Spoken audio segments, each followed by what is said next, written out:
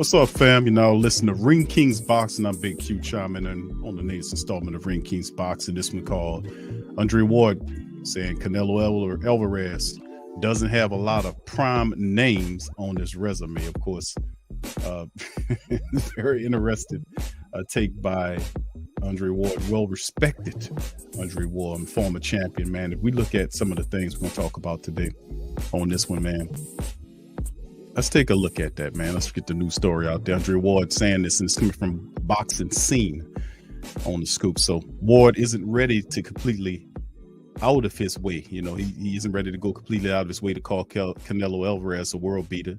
He's a 4-division champion. Alvarez took stock earlier in May when he lost that undefeated light heavyweight title holder to Dmitry Bivol via the unanimous decision.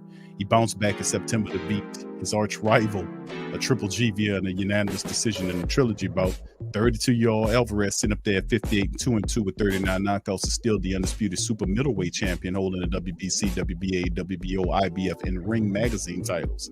He accomplished the honors at 168 by cleaning out the division in an 11-month span across 4 fights from December the 2019 until last December.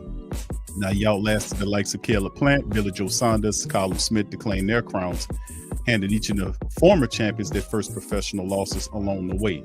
Now, the Hall of Famer fighter and 04 Olympic gold medalist, now an analyst for ESPN, looking at the resume, saying, he told this to Max Kellerman with Max on Boxing. He says, it's tricky, it's complicated because on the surface, Alvarez fought everybody. He's done everything. He's taken all the risks. If you know what you're looking for and you look at some of the names he fought, he doesn't have a lot of prime names on his resume, say Ward. I think that being said, I think Canelo's a great talent.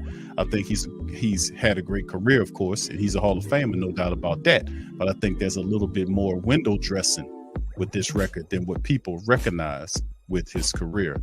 I think this team has done a phenomenal job. You got to give Oscar De La Hoya a lot of credit. He doesn't get a lot of credit for co-signing Canelo early in his career and also helping with his matchmaking. Alvarez made his United States debut in 2010 and quickly became a star under the watchful eye of De La Hoya's Golden Boy production.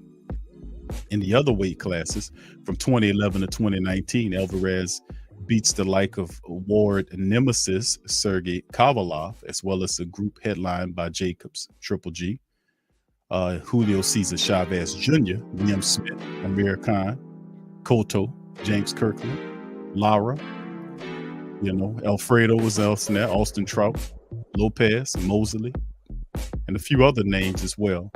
But he lost to we know about the Matthew Hayden, and also in others, and of course he lost to Floyd Money Mayweather. Alvarez still wants to avenge his only loss to Bivol, and a portion of the boxing public is clamoring for Alvarez to take a more intriguing fight, at least on paper, with undefeated upstart, former 2-time 168-pound title holder, Mr. David Benavidez. Ward doesn't envision a Alvarez-Benavidez brawl anytime soon. He said they know when to cause Canelo to fight certain guys and when to stay away, said Ward. David Benavidez is not going to happen right now. It's not going to happen because it's too dangerous. So Ward speaking game, dropping game on Canelo Alvarez, and we do realize that when you talk about the fight game, there is a lot of that happens when certain fights don't get made because the team that's heading those fighters will recommend that you take a softer opponent or you take a less dangerous opponent because styles make fights. Some fighters might be a bad matchup for you. So a lot of people have accused, including myself here, and a shout out and rest in peace to my former co-host Eddie Too Mean Johnson, who spoke about the last several fights that Triple G has had, not the Bivol fight, but the fights previous to the Bivol fight, were fights that a lot of people were getting upset about because these opponents wasn't giving Alvarez, the kind of fights we want to see. They weren't exchanging with him. Some of these guys would swing, here or there and then back off and let Canelo beat on him. So, I mean, it just wasn't a good look, but nothing to take away Canelo Alvarez. But will we actually see him fight a guy like David Benavidez? We'll see, man. I still think Canelo Alvarez is a guy that if he puts it in his mind that he wants to take on a dangerous fighter, we'll see what he does. But Right now he's sitting pretty. He has all the titles at that class. You know, he's in the driver's seat right now. He's the biggest name, one of the biggest names in the fight game right now. So why would he take another dangerous fight unless you get those competitive juices flowing? But anyway, what do you guys think? Do you think Canelo Alvarez's resume is up to par? Do you disagree with Andre Ward? And another question is, do you see Canelo taking the David Benavidez fight? You can't take nothing away from Canelo. He's a first-rate champion. You got to give him that. I don't approve of some of the fights previous prior to the Bivol fight. I didn't like most of them. I didn't like the Triple G bout.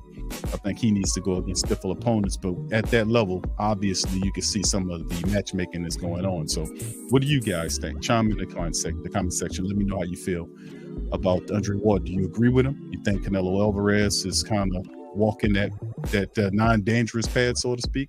Y'all put it in the comment section and let me know how you feel about it. I'm Big Q chiming in on this episode of Ring King Boxing. Please feel free to hit the like button, hit the subscribe button, and above all, share the show's links on your social media feed. I'm gonna holler at you guys later. Peace.